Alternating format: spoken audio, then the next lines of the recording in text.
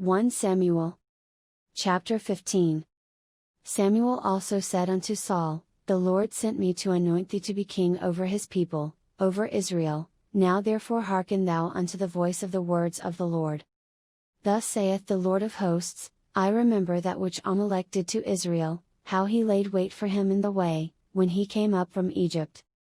Now go and smite Amalek, and utterly destroy all that they have, and spare them not, but slay both man and woman, infant and suckling, ox and sheep, camel and ass.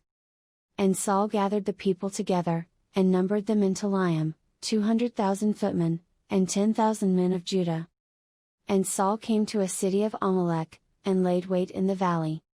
And Saul said unto the Kenites, Go, depart, get you down from among the Amalekites, lest I destroy you with them, for ye showed kindness to all the children of Israel, when they came up out of Egypt.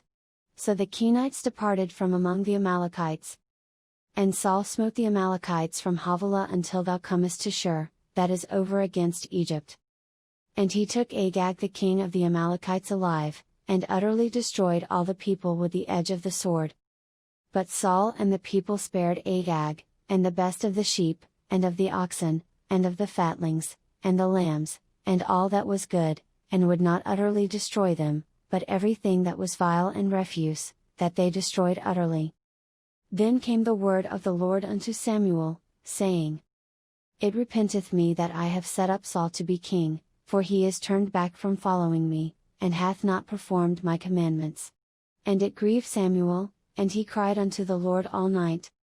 And when Samuel rose early to meet Saul in the morning, it was told Samuel, saying, Saul came to Carmel, and, behold, he set him up a place, and is gone about, and passed on, and gone down to Gilgal. And Samuel came to Saul, and Saul said unto him, Blessed be thou of the Lord, I have performed the commandment of the Lord.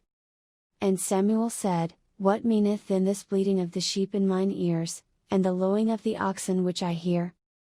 And Saul said, They have brought them from the Amalekites, for the people spared the best of the sheep and of the oxen, to sacrifice unto the Lord thy God, and the rest we have utterly destroyed. Then Samuel said unto Saul, Stay, and I will tell thee what the Lord hath said to me this night. And he said unto him, Say on. And Samuel said, When thou wast little in thine own sight, wast thou not made the head of the tribes of Israel, and the Lord anointed thee king over Israel? And the Lord sent thee on a journey, and said, Go and utterly destroy the sinners the Amalekites, and fight against them until they be consumed. Wherefore then didst thou not obey the voice of the Lord, but didst fly upon the spoil, and didst evil in the sight of the Lord? And Saul said unto Samuel, Yea, I have obeyed the voice of the Lord, and have gone the way which the Lord sent me, and have brought Agag the king of Amalek, and have utterly destroyed the Amalekites. But the people took of the spoil, sheep and oxen, the chief of the things which should have been utterly destroyed, to sacrifice unto the Lord thy God in Gilgal. And Samuel said, Hath the Lord as great delight in burnt offerings and sacrifices, as in obeying the voice of the Lord? Behold, to obey is better than sacrifice, and to hearken than the fat of rams. For rebellion is as the sin of witchcraft, and stubbornness is as iniquity and idolatry. Because thou hast rejected the word of the Lord, he hath also rejected thee from being king. And Saul said unto Samuel, I have sinned, for I have transgressed the commandment of the Lord, and thy words, because I feared the people, and obeyed their voice. Now therefore, I pray thee, pardon my sin, and turn again with me, that I may worship the Lord. And Samuel said unto Saul, I will not return with thee, for thou hast rejected the word of the Lord, and the Lord hath rejected thee from being king over Israel. And as Samuel turned about to go away, he laid hold upon the skirt of his mantle, and it rent. And Samuel said unto him, The Lord hath rent the kingdom of Israel from thee this day, and hath given it to a neighbor of thine, that is better than thou. And also the strength of Israel will not lie nor repent, for he is not a man, that he should repent.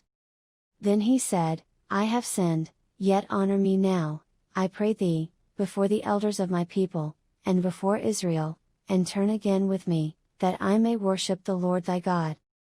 So Samuel turned again after Saul, and Saul worshipped the Lord. Then said Samuel, Bring ye hither to me Agag the king of the Amalekites.